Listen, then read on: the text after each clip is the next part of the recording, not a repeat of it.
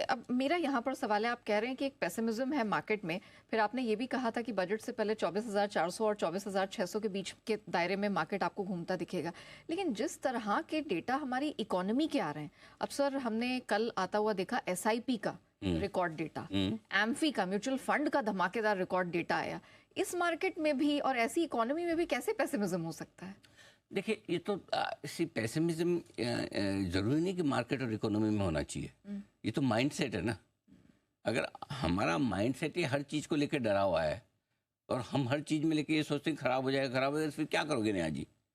तो अगर किसी को इलेक्शन के रिजल्ट से माइंडसेट नेगेटिव, किसी को बजट से, क्या पहला और आखिरी बजट है और पहले और आखिरी बजट में टैक्स बदलेगा?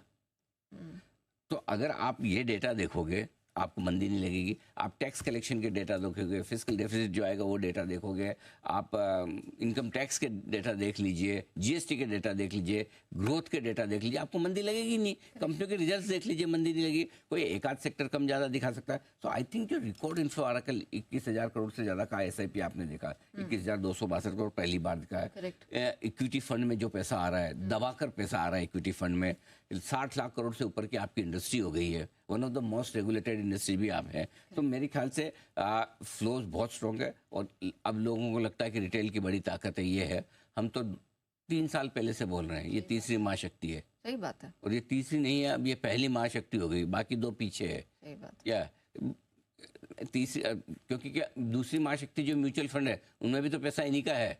एक्चुअली अब तो मुझे लगता है कि आज आपकी बर्थडे भी है, तो इसकी उपलक्ष्य में एक काम कर दिया जाए आज, तो रिटेल को पहली महाशक्ति का दर्जा दे दिया जाए। ये आपको हमारा गिफ्ट है। Thank you so much, what a big gift. तो अब वो तीसरी नहीं है, पहली महाशक्ति है।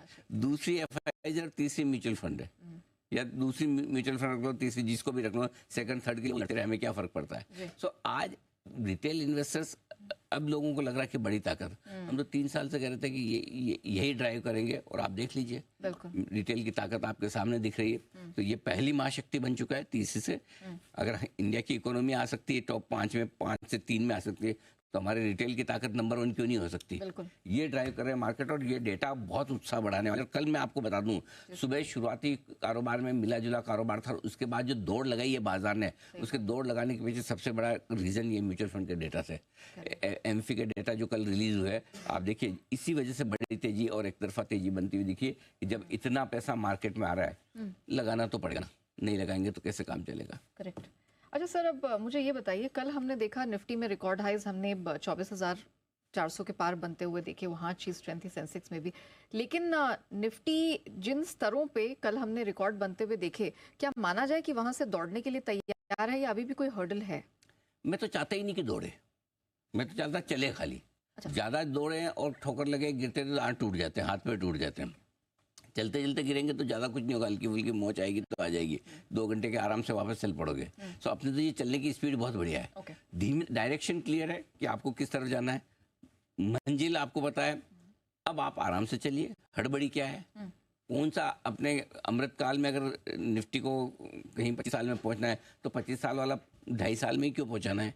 करेक्ट, आराम से चलने दीजिए। तो मेरे ख्याल से डायरेक्शन क्लियर है। कल एक अच्छी चीज़ यहाँ जो हुई है कि एक अच्छा ब्रेकआउट 24,400 के ऊपर निफ्टी को मिला है, और वो तब मिला जब बैंक निफ्टी का सपोर्ट नहीं है। सो सबसे बड़ी चीज़ क्या है कि निफ्टी आपको ये कह रहा है कि मेरी चिंता आप मत करो, मेरी चिंता करने के लिए बहुत लोग हैं। बैंक निफ्टी नहीं चलेगा, नो प्रॉब्लम। रिलायंस नहीं चलेगा, नो प्रॉब्लम। मेरे पास में एफएमसीजी है, मेरे पास फार्मा है, मेरे पास आईटी है, ऑटो भी था, मेरे पास ऑटो है, और मेरे पास में पीएसयूज हैं। मैं किसी न किसी से काम चला लूंगा। तो ये एकदम क्लियर का ट्रेंड और ट्रेड है कि निफ्टी बहुत मजबूत है, निफ्टी को बचाने वाले भी बहुत है, चढ़ाने वाले भी बहुत है। तो रिलैक्स है वो, एकदम रिलैक्स है। सो मैं आपको याद होगा पिछले हफ्ते, आप तो खैर नहीं थी दीप है, मैं ये बोला था कि लोग जो इंतजार कर रहे हैं बड़े करेक्शन, मुझे ये तो बताओ कि 5% कौन सा निफ्टी का हेवी वेट घट सकता है जो 5% का करेक्शन दे? अगर निफ्टी को 5% घटना है तो क्या 5% रिलायंस घटेगा? जवाब ना आता है। क्या 5% एचडीएफसी बैंक घटेगा? ना आता है। क्या 5% टीसीएस घटेगा?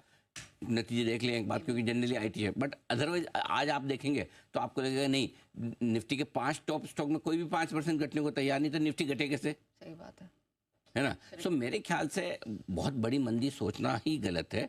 ये सोचो कि अगर 1-2% किसी वजह से नीचे आ जाए बाजार तो मुझे लेना ही है, और वो सोच के चलेंगे तो बढ़िया है। सो आई थिंक बहुत क्लियर कट डायरेक्शन है, और उस डायरेक्शन में make no mistake, focus. Focus, ठीक है।